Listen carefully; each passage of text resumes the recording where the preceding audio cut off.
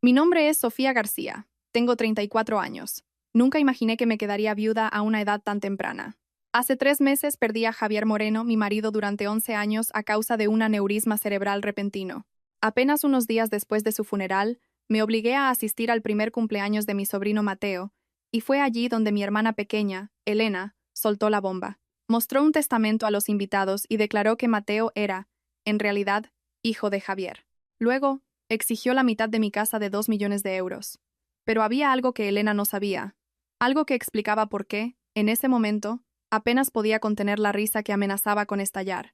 Si alguien que está escuchando esta historia siente que los conflictos familiares no le son ajenos, tómese un momento para dar a me gusta y suscribirse. Querrá escuchar hasta el final para saber cómo manejé todo lo que vino después. Javier y yo nos conocimos hace 12 años en una subasta benéfica para ayudar a niños con cáncer. Yo era voluntaria, ayudando a organizar los artículos de la subasta silenciosa. Fue entonces cuando él superó a todos los demás postores para ganar un cuadro que yo había estado admirando toda la noche. Era una acuarela del horizonte de Madrid sobre el Parque del Retiro al atardecer. Los vibrantes tonos naranjas y morados se extendían maravillosamente sobre el estanque. Después de ganar la puja, se acercó directamente a mí y me entregó el cuadro. Ha estado mirando esta pintura toda la noche, dijo con una sonrisa que le arrugaba las comisuras de los ojos. Creo que le pertenece a usted. Ese era Javier. Atento, observador e impecablemente generoso. Caí rendida por él, rápida e irremediablemente. Tuvimos nuestra primera cita la noche siguiente, y sentimos como si nos conociéramos de toda la vida. Era un abogado corporativo en un gran bufete, brillante pero humilde. Era el tipo de hombre que recordaba el nombre de los camareros y les hacía preguntas sinceras sobre sus vidas. 8 meses después de conocernos, me pidió matrimonio con el mismo paisaje del cuadro como telón de fondo, en una terraza con vistas a ese mismo Madrid. Poco después de nuestro primer aniversario de bodas, compramos esta casa en el barrio de Salamanca. Los 2 millones de euros eran un esfuerzo financiero en aquel momento, pero Javier acababa de ser nombrado socio del bufete, y yo estaba empezando a consolidar mi carrera como diseñadora de interiores. La casa necesitaba mucho trabajo, pero tenía una buena estructura, techos altos y un pequeño jardín trasero donde podíamos imaginar a nuestros futuros hijos corriendo. Pero esos niños nunca llegaron. No fue por falta de intentos. Pasamos años controlando la ovulación, planificando, esperando. Luego vinieron las visitas al médico, las innumerables pruebas y procedimientos. 4 ciclos de fecundación in vitro que agotaron tanto nuestra cuenta bancaria como nuestro espíritu.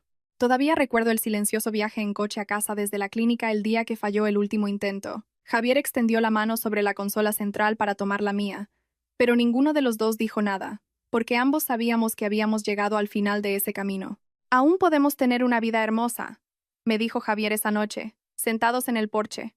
Tú y yo. Con eso es más que suficiente. Y lo decía en serio. Lentamente, reconstruimos nuestros sueños. Viajamos, nos sumergimos en nuestras carreras, renovamos la casa, habitación por habitación, hasta convertirla en el hogar de ensueño que siempre había imaginado. Cuando decidí fundar mi propia empresa de diseño de interiores, Javier fue mi mayor apoyo. Nuestra vida no era la que habíamos planeado inicialmente, pero era plena. Mi hermana pequeña, Elena, siempre rondaba en la periferia de nuestra felicidad. 4 años menor que yo, con 30, Elena siempre había sido la problemática de la familia. Mientras yo estudiaba diseño y construía mi negocio, ella saltaba de un trabajo a otro, de una relación a otra. Mis padres siempre se preocupaban por ella, lo que se traducía en excusar su comportamiento y rescatarla repetidamente de apuros económicos. Nuestra relación había sido complicada desde la infancia. Elena era la guapa, la que tenía un encanto natural que atraía a la gente. Pero bajo esa superficie, siempre había una vena competitiva hacia mí. Si yo lograba algo, ella tenía que encontrar la manera de superarme. Cuando empecé a salir con Javier, de repente se interesó por estudiantes de derecho. Cuando compramos esta casa, se quejó durante meses de lo pequeño que era su apartamento hasta que mis padres la ayudaron a alquilar algo mejor. Era agotador, pero Javier siempre me animaba a mantener la relación. Es tu única hermana, me recordaba. La familia es importante. Hace 2 años, Elena empezó a salir con un camarero llamado Sergio, a quien conoció en una noche de fiesta con amigos. Era un tipo con un encanto rudo, brazos cubiertos de tatuajes y una moto que mis padres desaprobaban. Su relación era volátil, incluso desde fuera, marcada por rupturas dramáticas y reconciliaciones apasionadas. Luego, un año antes de la muerte de Javier, en la cena de Nochebuena, anunció que estaba embarazada.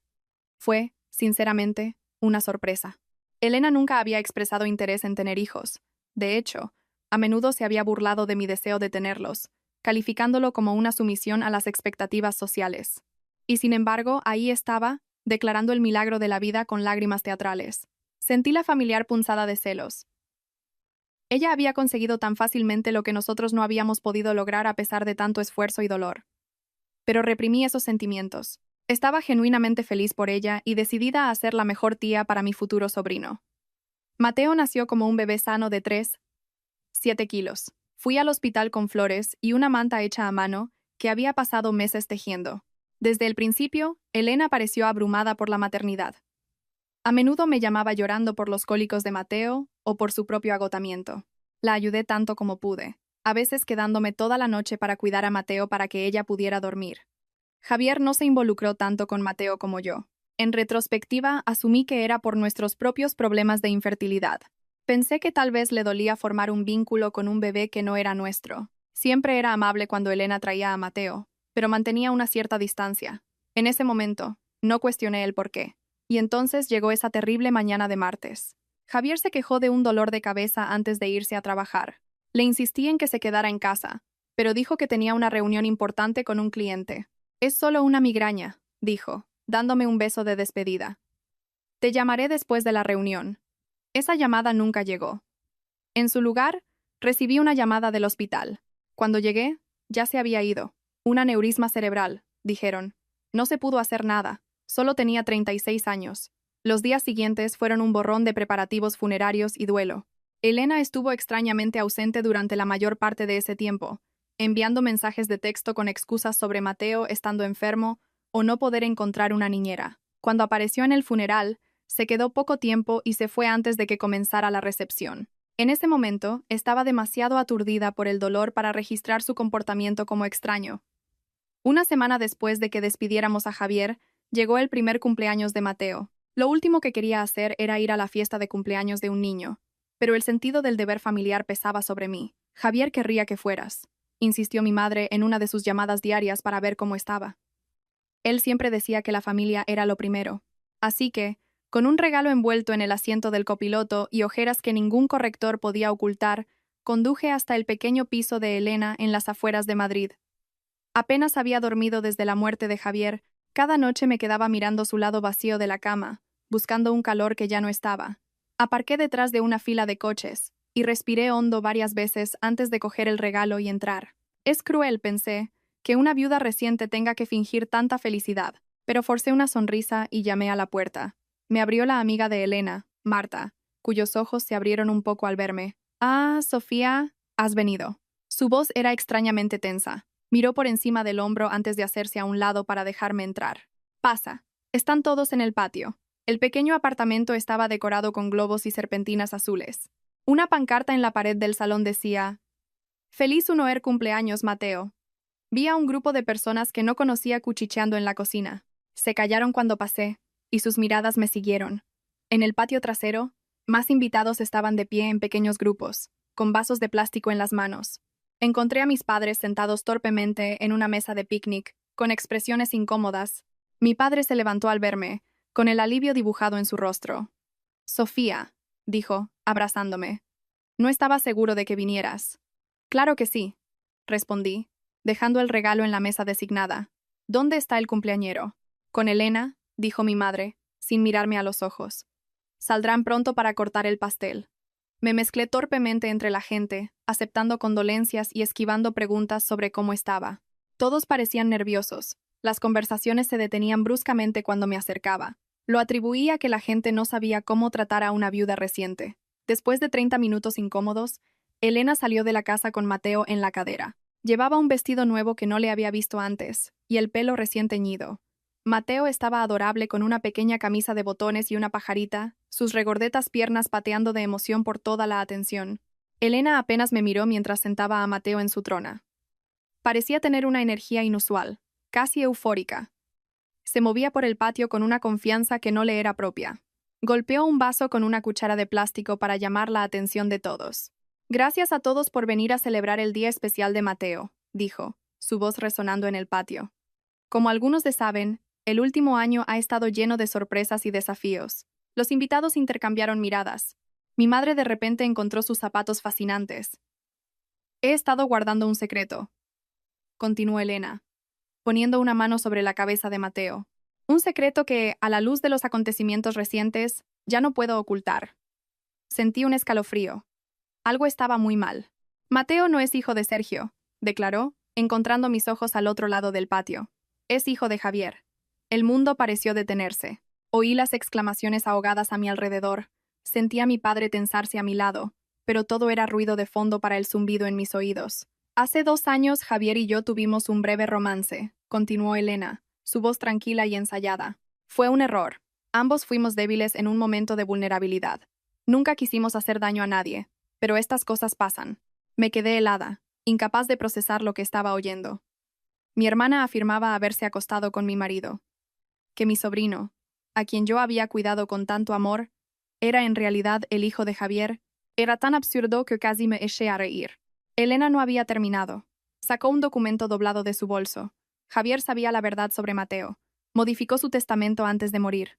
Levantó el papel. Quería asegurarse de que su hijo estuviera cuidado. Este testamento estipula que la mitad de la casa que poseían Javier y Sofía será heredada por su hijo biológico, Mateo. Todas las miradas en el patio se volvieron hacia mí. Pude leer la lástima, la curiosidad morbosa y la incomodidad en sus ojos.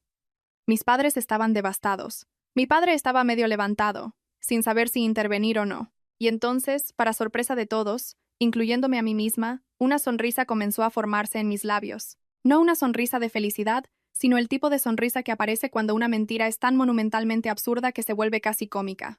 Apreté los labios, tratando de reprimir un estallido de risa inapropiada. Ya veo, dije finalmente, mi voz tranquila y serena. Bebí un sorbo de agua para ganar tiempo, luchando contra el impulso de reírme en la cara de mi hermana. ¿Puedo ver ese testamento, Elena? Su expresión de confianza vaciló ligeramente. Claramente, no esperaba esta reacción. Lentamente, se acercó y me entregó el documento. Era una hoja de papel mecanografiada, con lo que parecía ser la firma de Javier en la parte inferior. Le eché un vistazo rápido e inmediatamente noté las incongruencias. La jerga legal era toda incorrecta. No se parecía en nada a los documentos legales que Javier solía traer a casa, y la firma, aunque se parecía a la de Javier, era una falsificación obvia. La conexión entre las letras era incorrecta, y el trazo final de la O en moreno era demasiado exagerado. Doblé cuidadosamente el papel y se lo devolví. Gracias por compartir esto. Creo que ya me voy. ¿Eso es todo?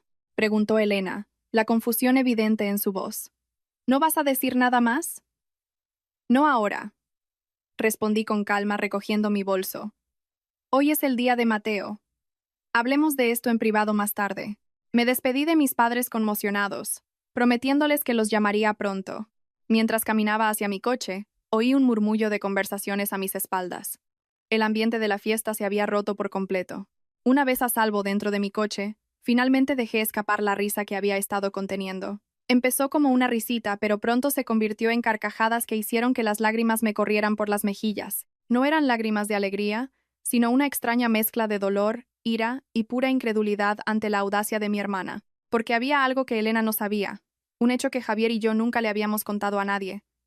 Un hecho que no solo hacía que su elaborada mentira fuera dolorosa, sino completamente imposible. La verdad sobre Javier y Elena había comenzado 3 años antes, mucho antes de que Mateo fuera concebido. La habíamos invitado a cenar para celebrar su nuevo trabajo en una agencia de marketing, el que más tiempo había mantenido hasta la fecha. Javier preparó su famoso estofado y abrimos una buena botella de vino. Fue una velada agradable hasta que tuve que ausentarme para atender una llamada de trabajo de un cliente con una emergencia de diseño. La llamada se alargó más de lo esperado. Me llevó casi 20 minutos guiar a un cliente adinerado sobre cómo colgar una obra de arte. Cuando volví al comedor, el ambiente había cambiado. Javier parecía incómodo, y Elena estaba sentada mucho más cerca de él que cuando me había ido.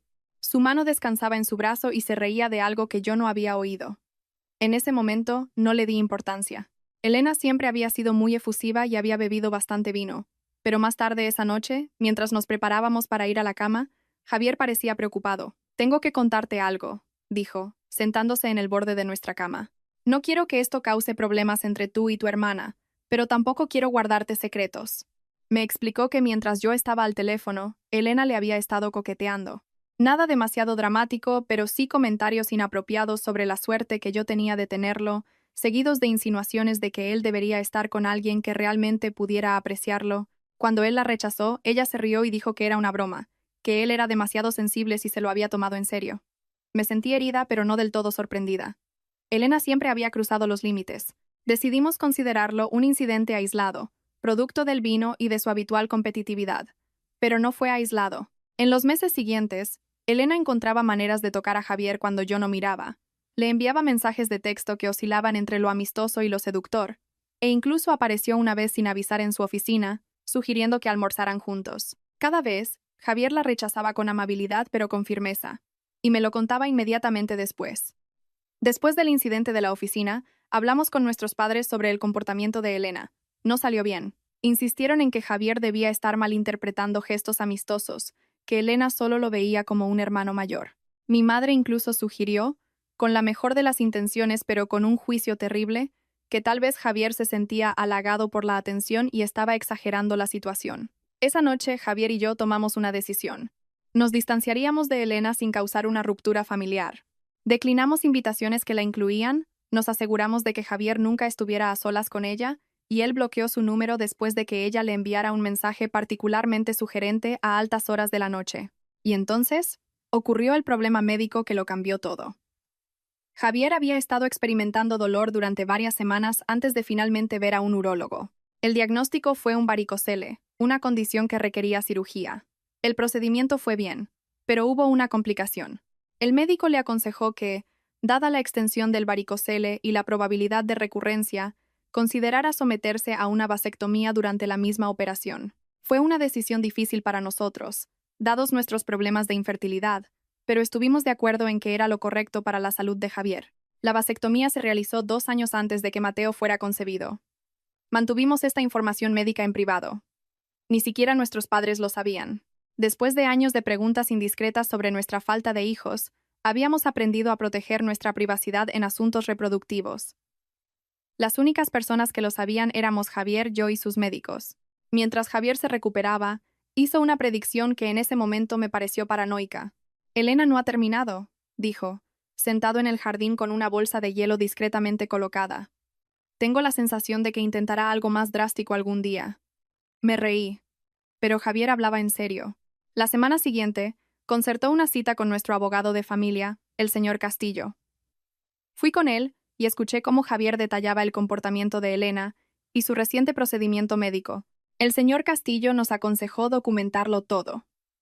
Los acercamientos no deseados, los informes médicos que confirmaban la vasectomía, incluso los mensajes de texto y correos electrónicos de Elena. Nunca se sabe qué podría convertirse en una prueba relevante, aconsejó el señor Castillo. Es mejor tenerlo y no necesitarlo, que necesitarlo y no tenerlo. Seguimos su consejo y creamos un archivo con todo lo relacionado con la situación. Javier también actualizó formalmente su testamento, asegurándose de que todo me fuera legado a mí en caso de su muerte. El señor Castillo guardó una copia de toda la documentación, y nosotros pusimos los originales en una caja de seguridad en el banco. Por si acaso, dijo Javier mientras cerrábamos la caja. Aunque, por supuesto, planeo vivir al menos otros 50 años para lidiar con cualquier travesura que Elena invente. La mañana después del primer cumpleaños de Mateo, conduje directamente al banco. El director de la sucursal, que nos conocía a Javier y a mí desde hacía años, me acompañó a la cámara acorazada, ofreciéndome sus condolencias. Me senté sola en una pequeña sala de visualización y abrí la caja de seguridad que Javier había llenado con lo que él, en broma, llamaba nuestro kit de preparación para desastres. Dentro estaba exactamente todo lo que necesitaba. El testamento legal de Javier, notariado y ejecutado correctamente, dejándomelo todo a mí. Los informes médicos que detallaban su vasectomía, realizada 2 años antes de la concepción de Mateo, lo que hacía biológicamente imposible que fuera el padre, los diarios de Javier, donde había documentado cada interacción inapropiada con Elena, incluyendo fechas, horas y citas exactas. Copias impresas de los mensajes de texto que ella le había enviado. Una carta de nuestro abogado, que confirmaba que había sido testigo del testamento legal de Javier y que podía verificar su autenticidad. Y en el fondo de la caja, un sobre sellado con mi nombre escrito con la familiar letra de Javier. Con dedos temblorosos, lo abrí y empecé a leer. Mi queridísima Sofía, Si estás leyendo esto, significa que algo me ha pasado y que has necesitado acceder a estos documentos. Espero que sea dentro de muchos, muchos años, cuando seamos viejos y canosos, y las travesuras de Elena sean solo un recuerdo lejano del que nos reímos. Pero si no es así, si ha ocurrido lo peor, y ella ha intentado hacerte daño en mi ausencia, por favor, sabe que intenté prepararme para cualquier eventualidad. Usa estos documentos para protegerte. Sé cuánto valoras a la familia, cuán leal eres con las personas que amas, pero mereces estar protegida de aquellos que explotarían ese hermoso corazón. Te amo más allá de las palabras y del tiempo. Pase lo que pase, sabe eso.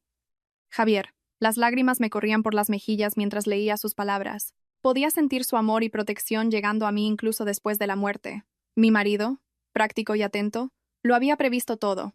Si no el escenario exacto, sí la probabilidad de que Elena usara su muerte para su propio beneficio. Con cuidado volví a guardar todo en la caja, excepto los documentos que necesitaba, copias de los informes médicos, el testamento legal y extractos de los diarios. Luego llamé al señor Castillo y concerté una cita para esa tarde. El despacho de abogados del señor Castillo estaba en un edificio reformado en el centro de Madrid, uno de esos lugares que desprenden un aire de historia y discreción. Solo había estado allí un par de veces con Javier, pero la recepcionista me reconoció al instante, y su expresión se suavizó con simpatía. Señora García, dijo, levantándose para recibirme. El señor Castillo la está esperando. Mi más sentido pésame. El señor Castillo era un hombre de unos 60 años, con el pelo plateado y gafas de lectura en la punta de la nariz. Había sido el mentor de Javier cuando empezó en el bufete, y habían seguido siendo amigos cercanos incluso después de que Javier se fuera a otra parte. Se levantó cuando entré, rodeó su escritorio y me dio un breve abrazo. Sofía, dijo, indicándome que me sentara. Me quedé desolado al enterarme de lo de Javier. Era un hombre excepcional. Sí, lo era, asentí, con un nudo en la garganta. Y parece que tenía razón al prepararse para lo peor en lo que respecta a mi hermana. Le conté lo que había sucedido en la fiesta de cumpleaños y le mostré el testamento falsificado que Elena había presentado. El señor Castillo lo examinó, su rostro cada vez más serio. Esta es una falsificación de aficionado, dijo finalmente. La terminología es un desastre, y la firma, aunque parecida, nunca pasaría un análisis experto. Pero el hecho de que ella haya creado esto es profundamente preocupante. Saqué los documentos de la caja de seguridad, los informes médicos que confirmaban la vasectomía de Javier, su testamento legal y sus diarios que detallaban el patrón de comportamiento de Elena a lo largo de los años. Javier sí que era meticuloso, comentó el señor Castillo mientras revisaba los materiales. Estos informes médicos por sí solos desmienten su afirmación sobre la paternidad de Mateo. La vasectomía se realizó 2 años antes de la concepción. Es biológicamente imposible que Javier sea el padre. ¿Qué debo hacer?, pregunté. No quiero humillar públicamente a mi hermana, pero no puedo permitir que me quite la mitad de mi casa basándose en una mentira. El señor Castillo se reclinó en su silla, pensativo. Primero, necesitamos más información. Sugiero que contratemos a un detective privado para que investigue la situación actual de Elena. Es probable que aquí haya una motivación más allá de la simple crueldad. La gente rara vez intenta este tipo de fraude sin estar bajo una presión financiera significativa. Me recomendó a un hombre llamado López, un ex policía que ahora trabajaba como detective privado y que a menudo se encargaba de casos para el bufete. Acepté, y el señor Castillo hizo la llamada de inmediato, explicándole la situación a grandes rasgos. 1 hora más tarde, el detective López, un hombre fornido de modales bruscos, llegó. Tomó notas detalladas mientras yo le contaba la historia, haciendo preguntas incisivas sobre el historial de relaciones, el empleo y la situación financiera de Elena. Me di cuenta de lo poco que sabía realmente sobre las circunstancias actuales de mi hermana. Nos habíamos distanciado aún más desde el nacimiento de Mateo, y mis intentos de involucrarme como tía a menudo eran rechazados o dados por sentado.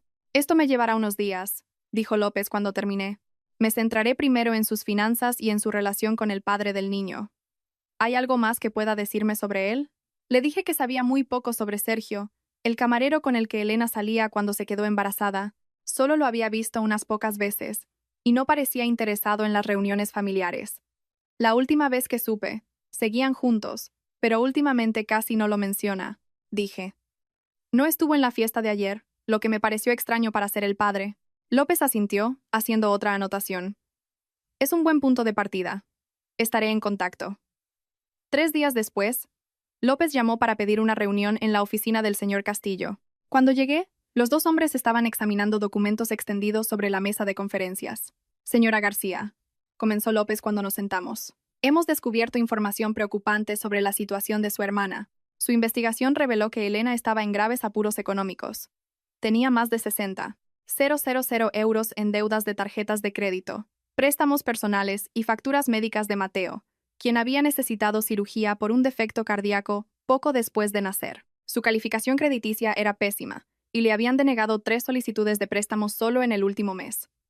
Además, se enfrenta a un desahucio, continuó López, deslizando un papel sobre la mesa. Esta es una copia del aviso que su casero presentó la semana pasada. Tiene hasta fin de mes para pagar 4 meses de alquiler atrasado o será desalojada. En cuanto a Sergio, había abandonado a Elena y a Mateo poco después del nacimiento del niño y se había mudado a Valencia con una nueva novia. Solo pagaba una pensión alimenticia mínima de unos 250 euros al mes, y de forma irregular. También encontramos esto, dijo López, mostrándome una impresión de mensajes de texto. Lleva semanas hablando con sus amigas sobre su plan para reclamar parte de la casa de su hermana. Este es un intercambio entre ella y una amiga llamada Marta. Reconocí el nombre de la mujer que me había abierto la puerta en la fiesta. Los mensajes eran condenatorios. La muerte de Javier es horrible, pero puede ser mi última oportunidad de conseguir lo que merezco. Esa casa vale al menos 2 millones. Si juego bien mis cartas, Mateo y yo estaremos bien para siempre. El testamento está casi listo. Un amigo mío que es bueno con Photoshop encontró una muestra de la firma de Javier en Internet de alguna subasta benéfica. Parece totalmente real. Sofía siempre ha sido la niña de oro de nuestra familia. Es hora de que yo reciba mi parte. Tuvo a ese hombre maravilloso durante 11 años.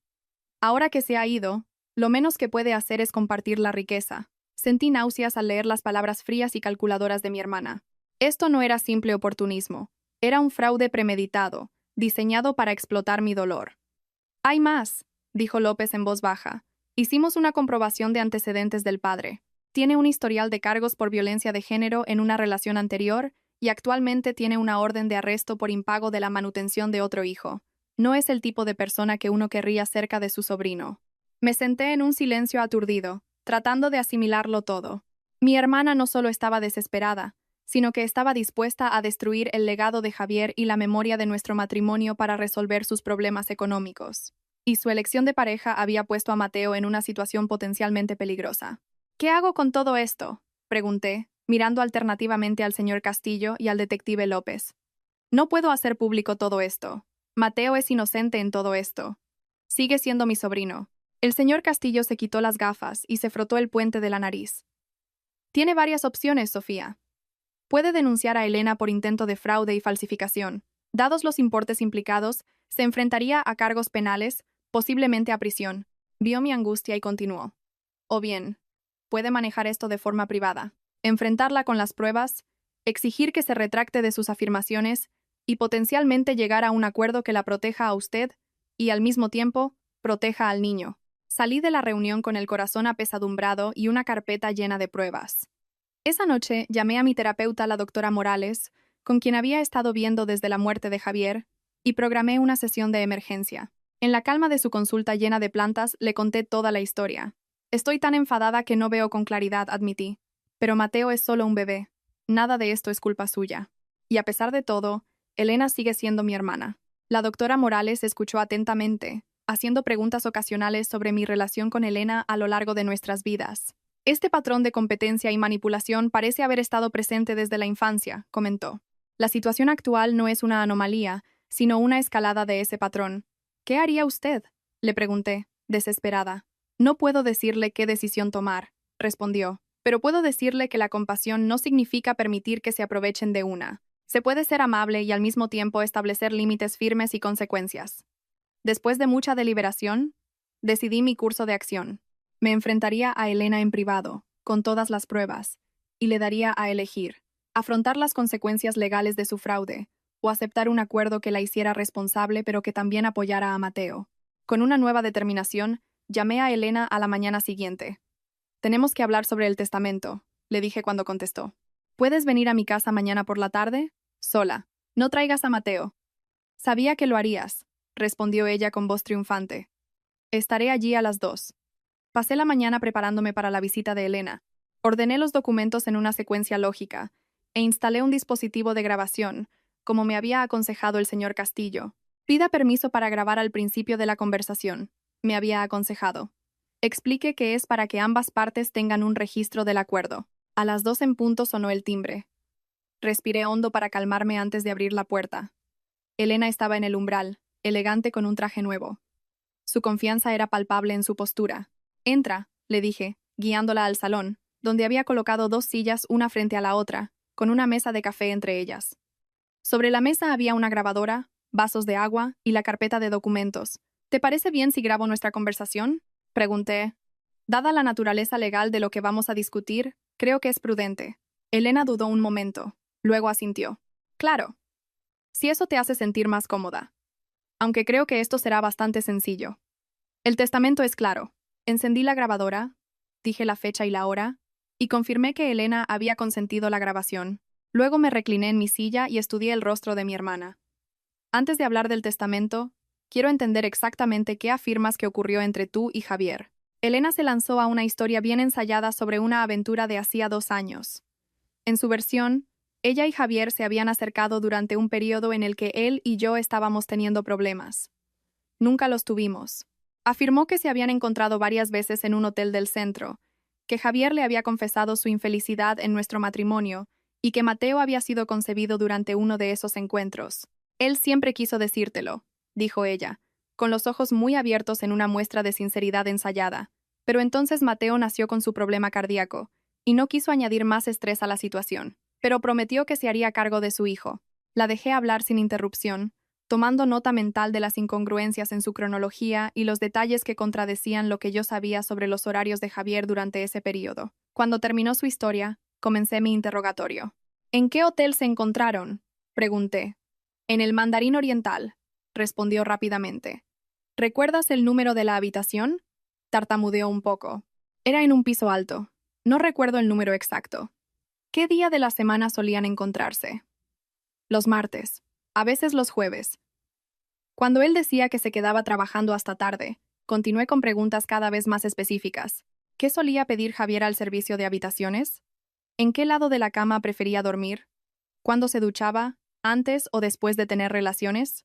Detalles que solo alguien que hubiera sido verdaderamente íntimo con Javier podría conocer. Elena se puso cada vez más nerviosa. Sus respuestas se volvieron vagas o contradictorias.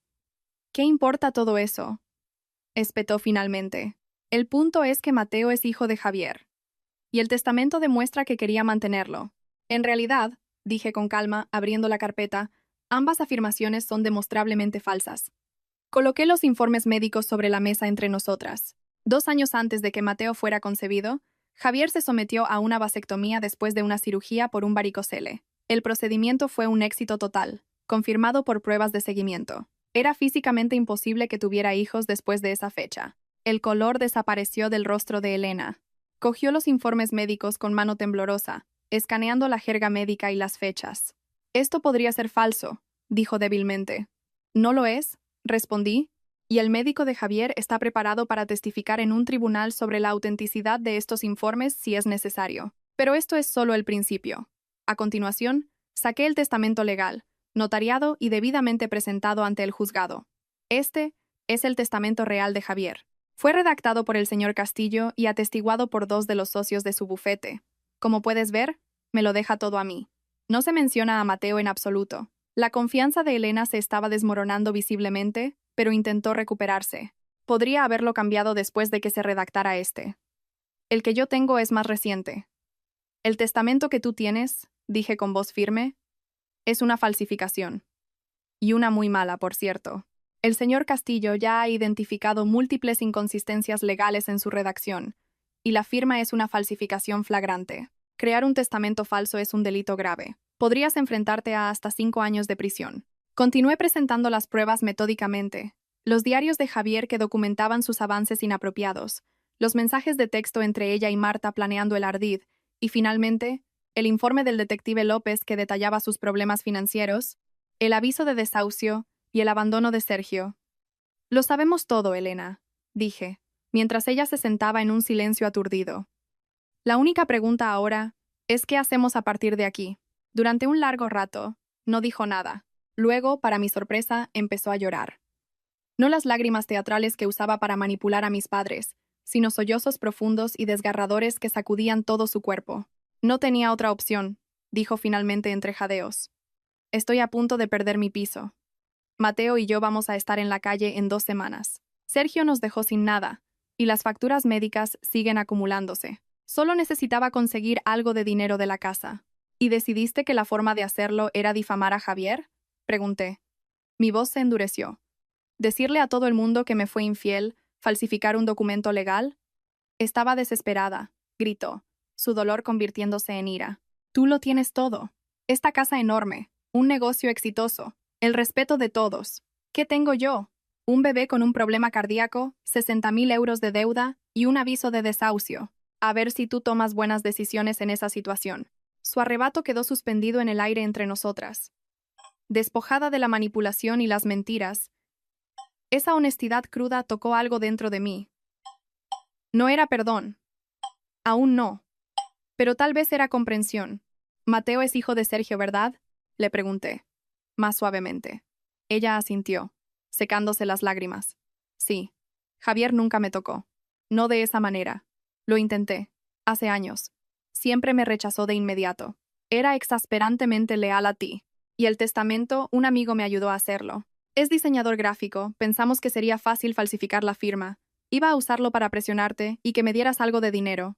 Nunca pensé que investigarías tan a fondo. Apagué la grabadora y me recliné, considerando mi siguiente movimiento. Elena me observaba nerviosamente, esperando lo peor. Podría denunciarte, dije finalmente. Lo que hiciste no solo fue ilegal, fue cruel y premeditado. Ella asintió miserablemente. Lo sé, pero eso haría daño a Mateo, continué. Y a pesar de todo, es mi sobrino, y lo quiero. Me incliné hacia adelante, obligándola a mirarme a los ojos. Así que, esto es lo que va a pasar. Les dirás a todos la verdad. Que mentiste sobre la aventura, que Mateo no es hijo de Javier y que falsificaste el testamento. Te disculparás públicamente, conmigo y con la memoria de Javier. ¿Y después qué? Preguntó en voz baja. Seguiremos siendo desahuciadas. No he terminado, dije. A cambio de tu confesión completa y un acuerdo legal de que nunca volverás a intentar algo así, te ayudaré a ti y a Mateo. No dándote la mitad de mi casa, sino estableciendo un fondo fiduciario para la educación y los gastos médicos de Mateo, y ayudándote a encontrar una vivienda estable. Sus ojos se abrieron de par en par. ¿Por qué harías eso, después de lo que he hecho? No es por ti, dije con franqueza. Es por Mateo. Y porque Javier hubiera querido ayudar a su sobrino, incluso si la madre de ese sobrino intentó destruir su reputación. Habrá condiciones, continué. Irás a terapia y a asesoramiento financiero. Mantendrás un trabajo estable. Y me permitirás ser parte de la vida de Mateo para poder asegurarme de que esté bien cuidado. Si rompes cualquiera de estas condiciones, el apoyo se detendrá inmediatamente. Elena se quedó en silencio durante un largo rato, asimilándolo todo. No merezco tu ayuda, dijo finalmente. No, no la mereces, estuve de acuerdo. Pero Mateo merece un hogar estable y atención médica. Y yo merezco que el nombre de mi marido no sea mancillado. Esta solución nos da a ambas lo que necesitamos. Después de más discusión sobre los detalles, Elena aceptó mis términos. Acordamos reunirnos con el señor Castillo al día siguiente para formalizar el acuerdo, y ella se comprometió a hacer su confesión pública en una cena familiar el próximo fin de semana. Cuando la acompañé a la puerta, se detuvo en el umbral. Lo siento de verdad, Sofía. He estado celosa de ti toda mi vida. Todo siempre pareció tan fácil para ti. Nada en mi vida ha sido fácil, respondí. Simplemente nunca te molestaste en mirar más allá de la superficie. Tal vez sea hora de que empieces. La cena familiar que organicé para el sábado por la noche fue tensa desde el principio. Mis padres llegaron temprano, mi madre llevando su famosa tortilla de patatas como gesto de paz. No entiendo de qué va todo esto, dijo mientras dejaba la comida en la encimera. Elena llamó llorando, diciendo que la estabas obligando a venir a algún tipo de reunión familiar. Lo explicaré cuando todos estén aquí, respondí, sirviéndole a mi madre una copa de vino. Esto es algo que debe abordarse de una vez, con todos presentes. A las 7 estábamos todos sentados alrededor de la mesa del comedor. Mis padres, Elena, que había venido sin Mateo, y yo. El señor Castillo me había aconsejado grabar también esta conversación, y una pequeña grabadora descansaba en el centro de la mesa. Gracias a todos por venir, comencé. Después de explicar lo de la grabación, He convocado esta reunión porque Elena tiene algo importante que compartir con ustedes. Elena. Mi hermana estaba pálida e incómoda. Su habitual confianza había desaparecido. Miró su plato y habló.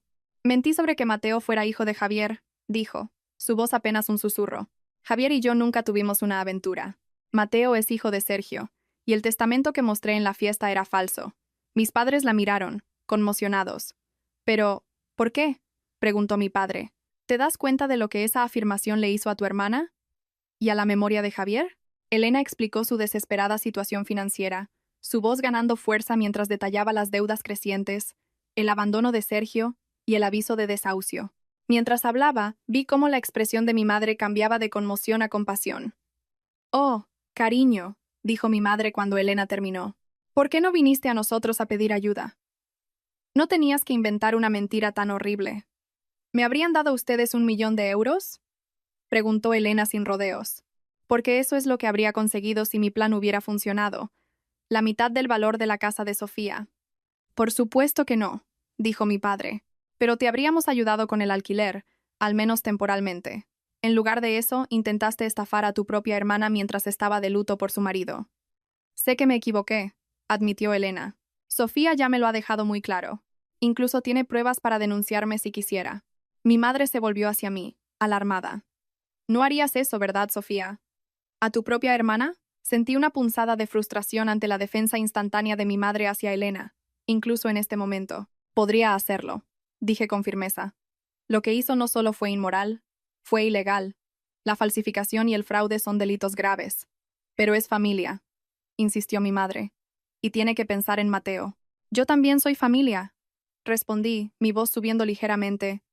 «También soy tu hija, la hija que acaba de perder a su marido y luego tuvo que defender su memoria de una falsa acusación de infidelidad. ¿Dónde estaba la preocupación por mí en todo esto?»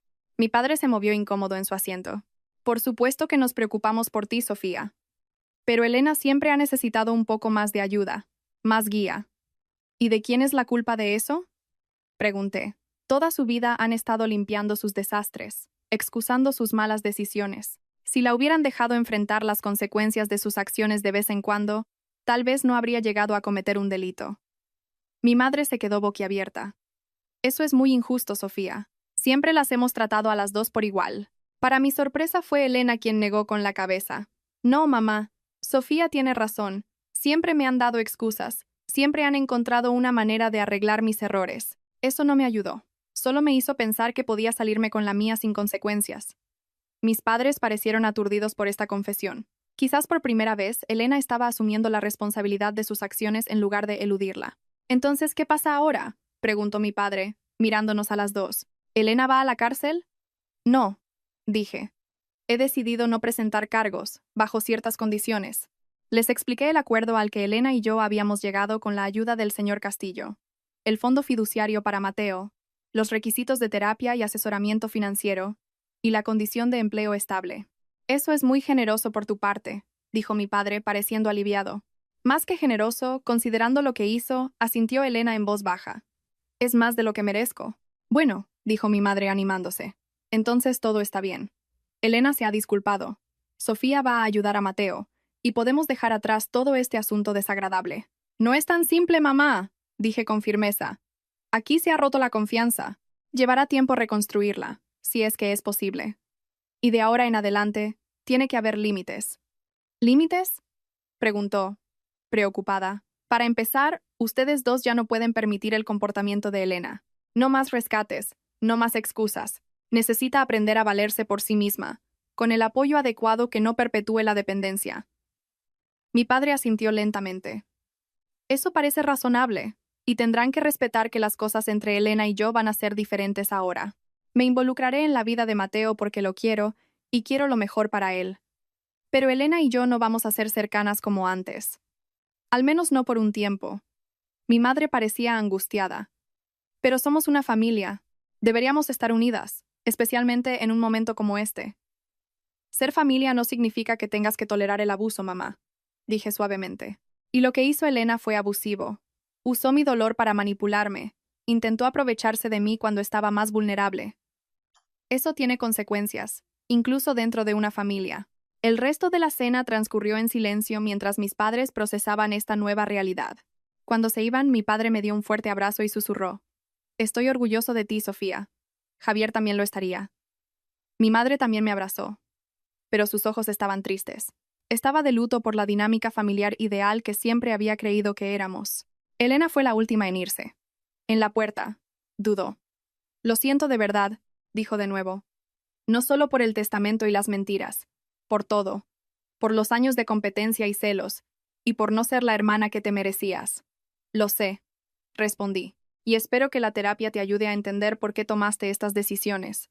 Mateo merece tener una madre emocionalmente sana y honesta. ¿Crees que algún día podrás perdonarme?», preguntó. Consideré la pregunta cuidadosamente. «No lo sé», respondí con sinceridad, «pero estoy dispuesta a ver a dónde nos lleva este nuevo camino. Por el bien de Mateo. Y quizás, algún día, por el nuestro también». El viaje a casa con mis padres transcurrió en silencio, cada uno perdido en sus pensamientos. Una cosa sabía con certeza: nuestra familia nunca volvería a ser la misma, pero tal vez, con el tiempo, podría convertirse en algo más saludable, algo construido sobre la honestidad en lugar de la ilusión. Un año después de la muerte de Javier, me encontraba en el jardín de nuestra casa, observando cómo los bulbos de primavera brotaban de la tierra. Los narcisos que Javier había plantado el otoño anterior estaban en plena floración, sus cabezas amarillas brillantes contra el césped recién crecido. Sentí una punzada agridulce, sabiendo que los había puesto en la tierra con la esperanza de verlos florecer. Mucho había cambiado en ese año. El fondo fiduciario para Mateo estaba establecido y ya cubría sus gastos médicos continuos. Su afección cardíaca respondía bien al tratamiento, aunque requería observación, y se estaba convirtiendo en un niño pequeño, brillante y curioso.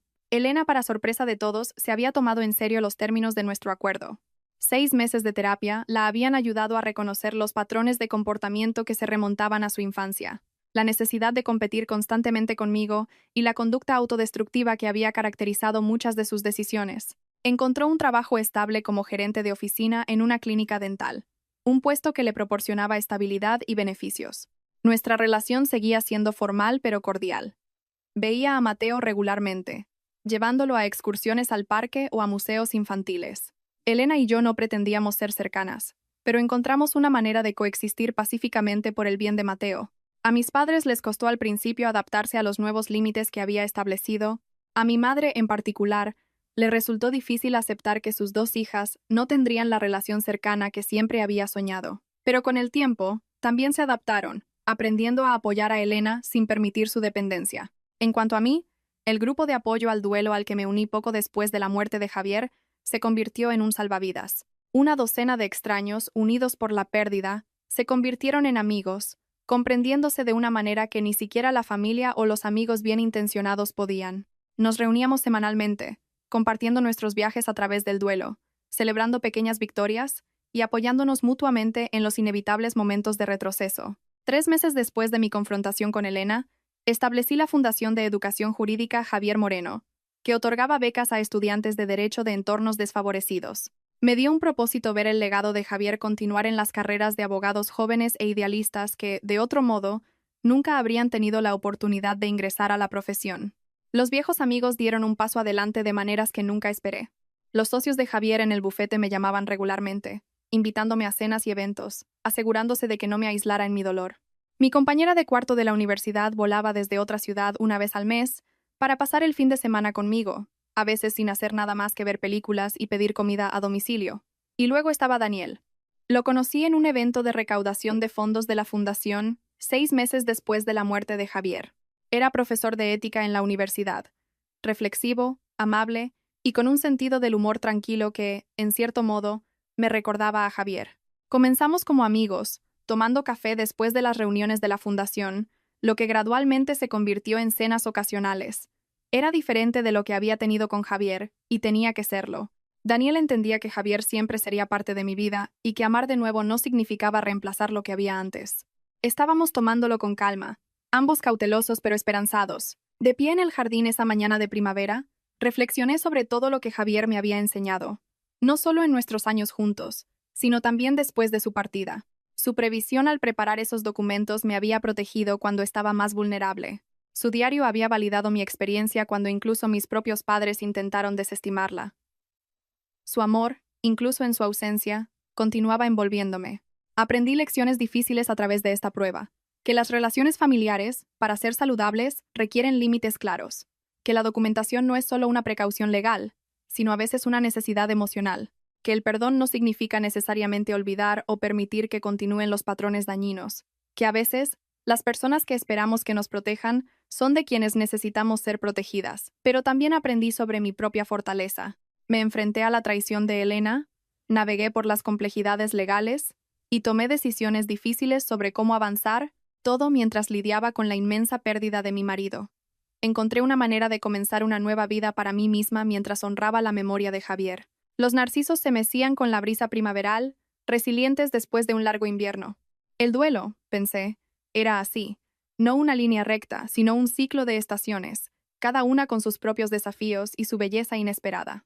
Yo no era la persona que era antes de la muerte de Javier, antes de la traición de Elena, era más fuerte en algunos aspectos, más cautelosa en otros, pero en última instancia, más auténtica en mi enfoque de las relaciones y los límites. A veces, las traiciones más dolorosas nos obligan a encontrar una fuerza que nunca supimos que teníamos. Nunca podrías haber sabido lo que pasaría después de que te fueras, le dije suavemente al jardín que Javier había amado.